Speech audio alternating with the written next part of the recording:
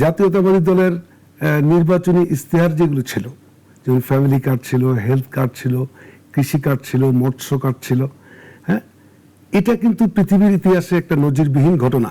একজন সংসদ সদস্য কিন্তু অনুপস্থিত থাকতে পারে না বিনা নোটিশে। এটাও কিন্তু বাংলাদেশের নতুন একটা কালচার। আওয়ামী লীগ যেটা করেছে আমরা কি সেটাই করব? কখনোই না। আমরা এই বাংলাদেশের মানুষকে দেখাতে চাই জাতীয়তাবাদী দল, হ্যাঁ, আর এই ফ্যাসিস্ট আওয়ামী লীগ এক না, এটা আবার প্রমাণ করতে চাই। দর্শক, নাগরিকের নিয়মিত আয়োজন নাগরিক সংলাপে আপনাদেরকে স্বাগত জানাচ্ছি। আপনাদের সাথে আছি আমি সাখাওয়াত হোসেন, আর অতিথি হিসেবে আমাদের সাথে যুক্ত আছেন সংসদ সদস্য মঞ্জুর এলাহি। মঞ্জুর এলাহি, আপনাকে স্বাগত। ধন্যবাদ আপনাকে। প্রিয় দর্শক, আপনারা জানেন আমরা সাধারণত এই অনুষ্ঠানে কথা বলে থাকি সমসাময়িক ইস্যু নিয়ে, সেই সাথে জানার চেষ্টা করে থাকি এর পিছনের খবরগুলোর তথ্য। আপনারা এই মুহূর্তে যদি আমরা নানা বিষয় নিয়ে আলোচনা করতে পারি, কিন্তু আমরা একটু যেতে চাই যে নরসিংদী, বিশেষ করে যেহেতু নাকি পেয়েছি আমরা সংসদ সদস্যকে, যে নরসিংদীর প্রেক্ষাপটটা কি, এবং উনি যে একজন সংসদ সদস্য হিসেবে প্রতিটা সংসদ সদস্য বর্তমানে এই যে প্রায় আমরা 6 মাস পার করতে যাচ্ছি সরকারের, তাদের কি প্রাপ্তি এবং প্রত্যাশা কি, এবং সেটা কি পূর্ণ হয়েছে কিনা, এলাকার উন্নয়নে এলাকার যে মানুষের যে স্বাভাবিক জীবনযাত্রা সেখানে কি ব্যাহত হচ্ছে কিনা, সেই বিষয়গুলো একটু কথা বলতে চাই। উনি একাধারে নরসিংদীর 3 আসনের সংসদ সদস্য, সেই সাথে আমাদের উনি নরসিংদী জেলা বিএনপি সাধারণ সম্পাদক এবং একজন শিক্ষা অনুরাগী, সেটা আপনাদেরকে জানাবো। ওনার 10টা শিক্ষা প্রতিষ্ঠান, 8টা শিক্ষা প্রতিষ্ঠানের সাথে উনি ওতপ্রোতভাবে যুক্ত। আপনাকে মঞ্জুর ভাই, আপনাকে স্বাগত জানাচ্ছি আমাদের অনুষ্ঠানে। প্রথমেই আমরা একটা বিষয় নিয়ে কথা বলতে চাই, যে আমরা যেটা বলছিলাম শুরুতে, যে এই যে বর্তমান প্রেক্ষাপটে আমরা প্রায় 6 মাস পার করতে যাচ্ছি এই সরকারের, এই সময়টায় আপনাদের যে সংসদ সদস্য হিসেবে আপনারা কি কতটুকু প্রাপ্তি এবং প্রত্যাশা সেই জায়গায় সরকারের এই জায়গায় আপনাদের প্রাপ্তি এবং প্রত্যাশার জায়গা কতটুকু পূর্ণ হয়েছে, এবং এই আরো কি চেয়েছিলেন কি পাননি, এরকম একটা ইস্যু আমাদেরকে সদস্যতি জানতে চাই। আপনাকে অসংখ্য ধন্যবাদ জানাচ্ছি যে সমসাময়িক এই প্রশ্নটা করার জন্য। আপনি অবশ্যই জানেন গণপ্রজাতন্ত্রী বাংলাদেশ সরকারের মাননীয় প্রধানমন্ত্রী জনাব তারেক রহমান সাহেব কিন্তু ক্ষমতায় আসার পরেই 180 দিনের একটা আলটিমেটাম কিন্তু ওনার আছে। আমরা কিন্তু এর মধ্যেই এখনো আছি। এর মধ্যে অনেকগুলি কর্মসূচি কিন্তু ওনার আছে রাষ্ট্রীয়ভাবে। প্রথমত হচ্ছে, দেখেন, আমরা রাষ্ট্রীয় ক্ষমতা আসার সাথে সাথে কিন্তু অর্থনৈতিক একটা চাপে আমরা আছি। এটা একটা চ্যালেঞ্জ হিসেবে নানা ধরনের সংকট আমরা দেখি, নানা ধরনের সংকট, হ্যাঁ, 17 বছরের জঞ্জাল, হ্যাঁ, এই অর্থনৈতিক সংকটের মধ্যেই পিছিয়ে পড়া জনগোষ্ঠীর জন্য আমরা প্রধানমন্ত্রী কাজ করছেন। আজকে বাংলাদেশের অর্থনীতিকে এগিয়ে নিয়ে যাওয়ার জন্য উনি কাজ করছেন। সর্বোপরি জাতীয়তাবাদী দলের নির্বাচনী ইশতেহার যেগুলো ছিল, যেমন ফ্যামিলি কার্ড ছিল, হেলথ কার্ড ছিল, কৃষি কার্ড ছিল, মৎস্য কার্ড ছিল, হ্যাঁ, এটা কিন্তু পৃথিবীর ইতিহাসে একটা নজিরবিহীন ঘটনা। নির্বাচনের সময় আপনার আঙুলে যে দাগটা দিয়েছিল, এই দাগটা মুছার আগেই কিন্তু আমরা ফ্যামিলি কার্ড বিলি করতে সক্ষম হয়েছি। এখন হেলথ কার্ড বিলি হচ্ছে, কৃষি কার্ড বিলি হচ্ছে, আপনার প্রত্যেকটা মসজিদের ইমাম মুয়াজ্জিনদের মাসিক ভাতা দেওয়া হবে, এই লিস্ট কিন্তু আমরা করছি। তারপরে আজকে এই বাংলাদেশের প্রধানমন্ত্রী পৃথিবীতে কিন্তু একটা নজির স্থাপন করেছেন। আপনি দেখছেন যে রাষ্ট্রীয় ব্যয় কমানোর জন্য উনি প্রাণপণ চেষ্টা করে যাচ্ছেন। প্রধানমন্ত্রী 35 কোটি টাকার বাজেটটা, হ্যাঁ, উনি কিন্তু 3.5 কোটি টাকা নিয়ে আসছেন। একজন প্রধানমন্ত্রীর দুপুরে খাওয়ার ব্যয় 150 টাকা, এটা পৃথিবীতে একটা নজিরবিহীন ঘটনা। আজকে আমাদের প্রধানমন্ত্রী যেভাবে চলছেন একজন সাধারণ মানুষের মতো, উনি সিগন্যাল মেনে চলছেন। প্রধানমন্ত্রীর প্রোটোকল নেই, 14টা গাড়ি ছিল প্রোটোকলের মধ্যে, উনি 4টা গাড়ি ব্যবহার করছেন। এদিক থেকে আমাদের অনেক কিছু শিক্ষণীয় কিন্তু আছে। আমরা শিখছি, আমরা সতর্ক হচ্ছি, হ্যাঁ, আমাদের চলাফেরার মধ্যেও কিন্তু একেবারেই দেখবেন, হ্যাঁ, আমিত্ব ভাব এই বাংলাদেশের কোনো মন্ত্রী, আমরা দেখেছি যে প্রোটোকলগুলো তুলে দেওয়া হয়েছে বেশিরভাগ মন্ত্রীর, এবং তারা এবং প্রধানমন্ত্রী যেভাবে স্বাভাবিক এবং সাধারণ জীবনযাপন করে, আপনাদের ভিতরেও যে সংসদ সদস্যদের ভিতরে এটার প্রভাব পড়েছে আমরা দেখেছি। অবশ্যই অবশ্যই, হ্যাঁ, সারা জীবন আমরা জানি যে প্রত্যেকটা মন্ত্রীর সামনে পিছনে কিন্তু প্রোটোকল থাকবে, হ্যাঁ, এখন কিন্তু সেটা নেই। এটা কিসের ইঙ্গিত? এই ইতিহাস এটা কি ইতিহাস হয়ে থাকবে না? আমরা তো এইভাবে অভ্যস্ত না, কিন্তু আমাদেরকে কিন্তু উনি শিখাচ্ছেন। আমরা ওনাকে কিন্তু প্রধান শিক্ষক হিসেবে কিন্তু মানছি। আজকে জাতীয় সংসদের সদস্য যারা, আগে আমরা দেখতাম যে 1 বছর পেরিয়ে যায় একজন সংসদ সদস্য সে সংসদে যাচ্ছে না, কিন্তু আমাদের বেলা হচ্ছে কি, আমরা যদি খালি 20 মিনিট থেকে 30 মিনিট সময় পরে যাই ঢুকি সংসদে, তাহলে আমাদের অ্যাবসেন্ট। একজন সংসদ সদস্য কিন্তু অনুপস্থিত থাকতে পারে না বিনা নোটিশে। এটাও কিন্তু বাংলাদেশের নতুন একটা কালচার। আমরা অনেক কিছু আশা করছি, তবে এই ভঙ্গুর অর্থনীতি নিয়ে আমরা কিন্তু শুরু করলাম। আমার মনে হয় না আজকে এই যে লক্ষ কোটি টাকা কিন্তু বাংলাদেশ থেকে পাচার হয়েছে, এটা আয়নার মতো সত্য। এই ঘটনাগুলা এটা প্রত্যেকটা মানুষ কিন্তু জানে। ব্যাংকগুলা ফাঁকা, 10-12টা ব্যাংক একেবারে দেউলিয়া। এর মধ্যে এই যে এত লক্ষ কোটি টাকা বাজেট ঘোষণা করা হয়েছে, এটাকে চ্যালেঞ্জিং। তারপরেও কিন্তু আমরা আশাবাদী যে আমাদের প্রধানমন্ত্রী দেখবেন তার কারিশমাটিক ক্ষমতা দিয়ে কিন্তু উনি এটাকে জয় করবেন।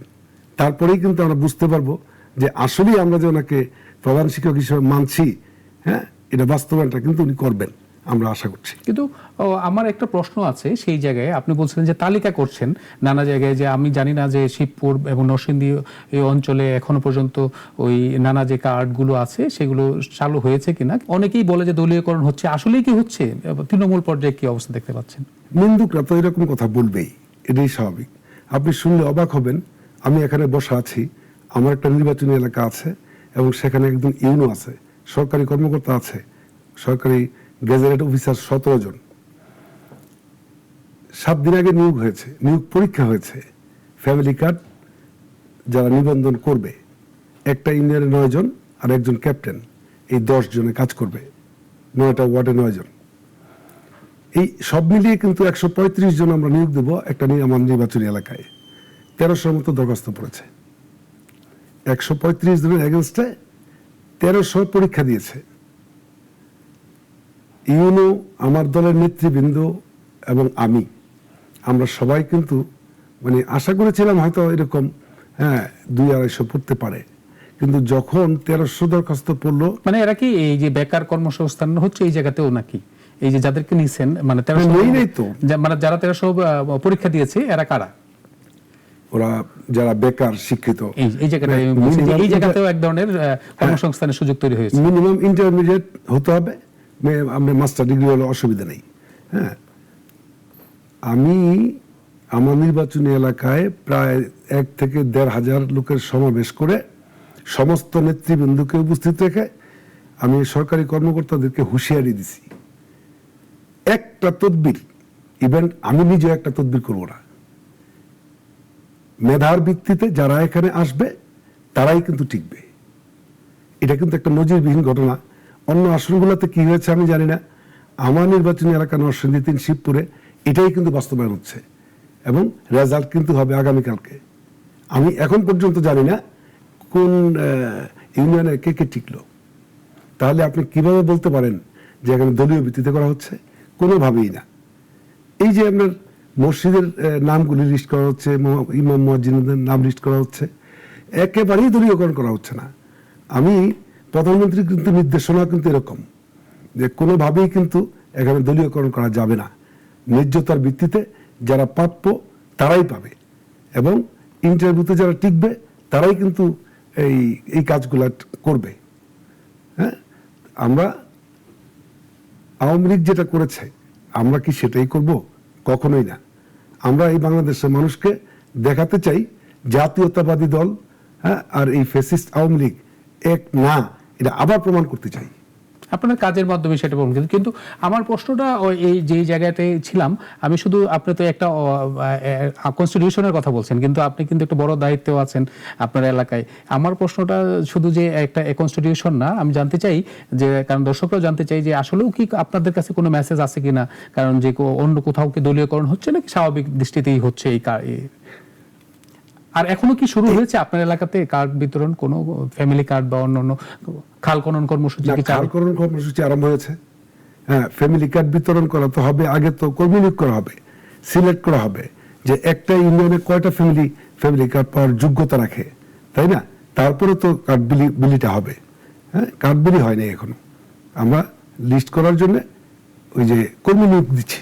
আমরা আরেকটা জিনিস জানতে চাই যে এটা নিয়ে অনেকেই বলে যে ধর্মীয় ইস্যু নিয়ে নানা ধরনের বক্তব্য আছে। আপনি খেয়াল করে দেখবেন যে বলছে যে অনেকেই বলছে, বিশেষ করে বাইরের দেশ থেকেও প্রোপাগান্ডা চলে, এই জায়গায় বলে যে নানা জায়গায় আপনার এলাকার কথা যে বলি, নরসিংদীতে হিন্দু প্রধান এলাকা, হিন্দু পরিমাণ অনেক বেশি। তো অনেকেই বলে যে না, হিন্দুরা ঠিক মতো এখানে নেই, মসজিদ মন্দিরে তারা প্রার্থনা করতে পারছে না। এই ধরনের প্রেক্ষাপট কি আসলেই আছে? আপনার কি মনে হয়? নরসিংদী জেলার ইতিহাসে এরকম কোনো ঘটনা আজ অবধি কোনোদিন ঘটেছে এটা আমার জীবনে আমি কোনোদিন দেখি নাই। নরসিংদীতে হিন্দু মুসলিম ভাই ভাই কথাটা কিন্তু এখানেই 100% প্রযোজ্য। কোনোদিন এরকম কোনো ঘটনা নাই। আর রাষ্ট্রীয়ভাবে যদি আপনি বলেন, হিন্দুরা নিরাপদ, কিন্তু জাতীয়তাবাদী দল বিএনপি যতবার রাষ্ট্রীয় ক্ষমতায় আসছে ততবারই আপনি দেখবেন কোনো জাতীয়তাবাদী দলের কোনো নেতা কর্মী কোনোদিন কোনো হিন্দু বাড়ি দখল করেছে, চাঁদা নিয়েছে, এরকম ইতিহাস কিন্তু নেই। যেই ঘটনাগুলি ঘটছে আওয়ামী লীগের সময় ঘটছে। হিন্দুদের বাড়ি দখল হয়েছে, হিন্দুদেরকে মারধর করা হয়েছে, মন্দির গির্জায় হামলা হয়েছে, এটি আওয়ামী লীগের সময়। বিএনপির সময় কখনো কিন্তু এই ঘটনাগুলি ঘটে নাই। আমরা কখনোই এটা ঘটতে দেব না। আর যে প্রভাকাণ্ডা, এটা কিন্তু সত্যিই প্রভাকাণ্ডা। হ্যাঁ, বাস্তবতার সাথে কিন্তু কোনো মিল নেই। এটা দেশকে অস্থিতিশীল করার জন্য আমাদের জাতীয়তাবাদী দল বিএনপির উপর একটা ব্লেম চাপায় দেওয়ার জন্য তারা নাটক করে। আমরা কিন্তু সেখানে সজাগ আছি। কোনো অবস্থাতেই এরকম কোনো ঘটনা ঘটতে দেওয়া যাবে না। আমরা আসলে এটা যেটা ঘটে, আমরা দেখছি যে সংখ্যালঘু ইস্যুটাকে পুঁজি করে নানা ধরনের নানা জনের চেষ্টা করে। আমরা আরেকটা ইস্যুতে একটু যেতে চাই, আপনাকে যেহেতু পেলাম সেই জায়গাটা থেকে। নরসিংদী আমরা দেখি যে শিক্ষা, মানে বলা হয় না যে শিক্ষানগরী, অনেকটা নরসিংদী একটা শিক্ষানগরীর জায়গায় পরিণত হয়েছে। যেমন আপনার যে শিক্ষা প্রতিষ্ঠানের, আমরা যতদূর জানি যে আমরা 8টা শিক্ষা প্রতিষ্ঠান আপনি প্রতিষ্ঠানের সাথে যুক্ত।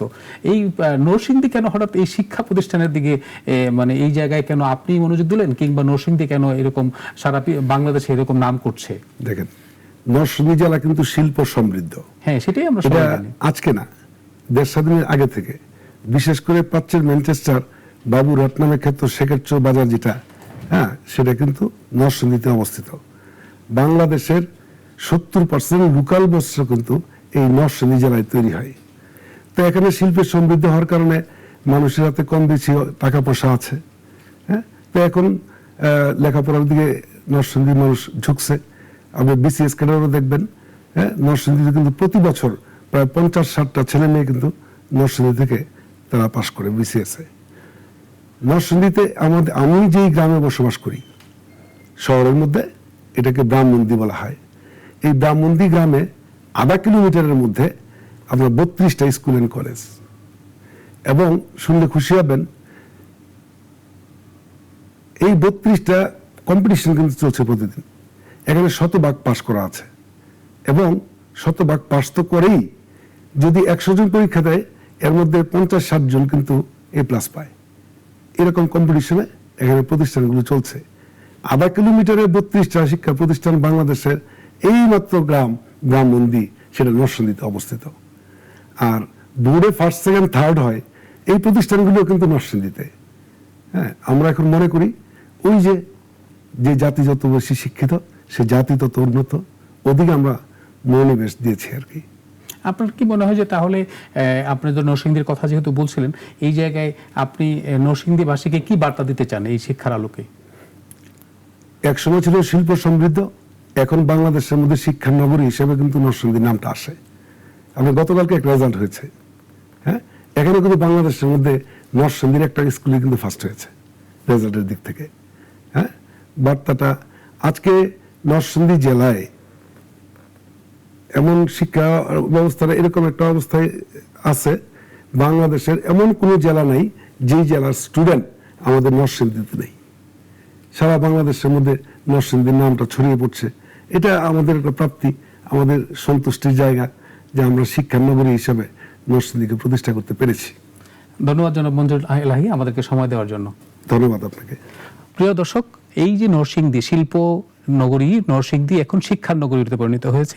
আমরা চাই যে এই শিক্ষার আলো সারা বাংলাদেশে ছড়িয়ে পড়ুক, সেই সাথে সাথে সারা বিশ্বে এটার আলো ছড়িয়ে পড়ুক, সেই প্রত্যাশা রেখে আজ এখানেই শেষ করছি। আগামী পর্বে দেখা হবে নতুন কোনো বিষয় নিয়ে, নতুন কোনো অতিথির সাথে। সেই পর্যন্তই ভালো থাকবেন, ভালো রাখবেন।